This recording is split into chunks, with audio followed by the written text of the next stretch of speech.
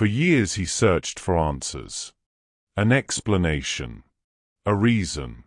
Something that would finally make peace possible. But every answer led to another question. And every question led him back to the same place. Resistance. One autumn morning he found himself walking beside a river hidden beneath thick mist. The world was quiet.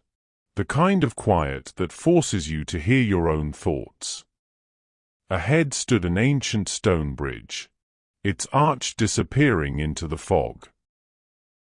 At its entrance sat an old ferryman beside a lantern, watching the river. Not studying it, not controlling it, simply watching. The younger man sat beside him. Neither spoke, only the sound of flowing water. Finally he asked, "How do I find peace?"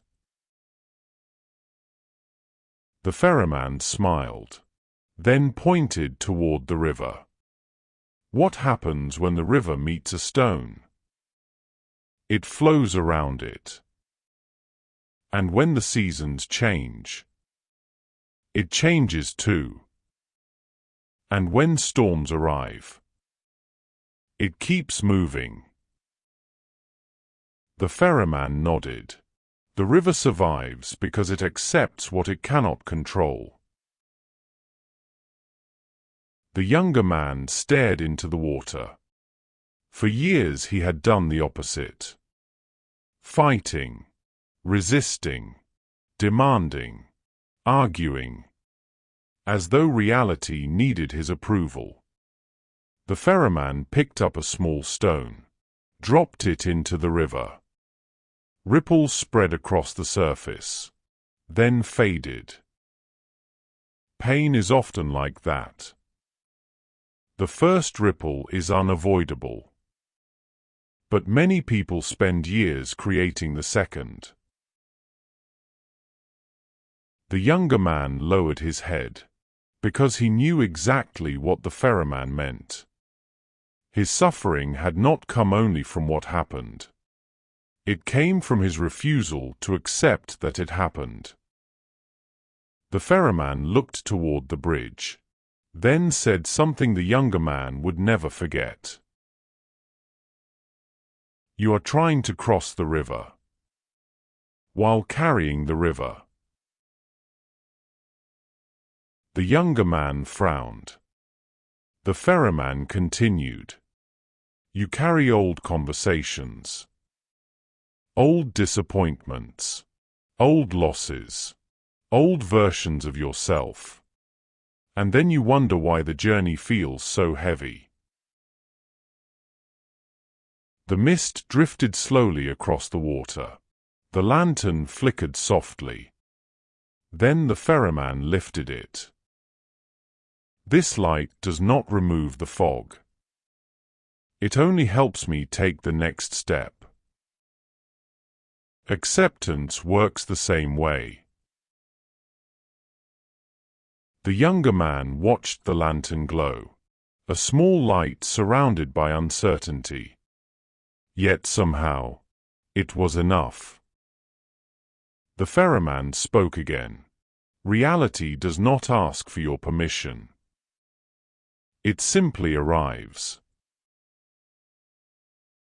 The words landed harder than anything he had heard all morning. Because they were true.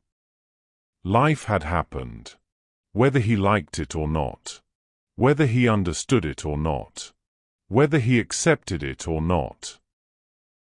As Laozi taught, life is a series of natural and spontaneous changes. Don't resist them. The younger man closed his eyes.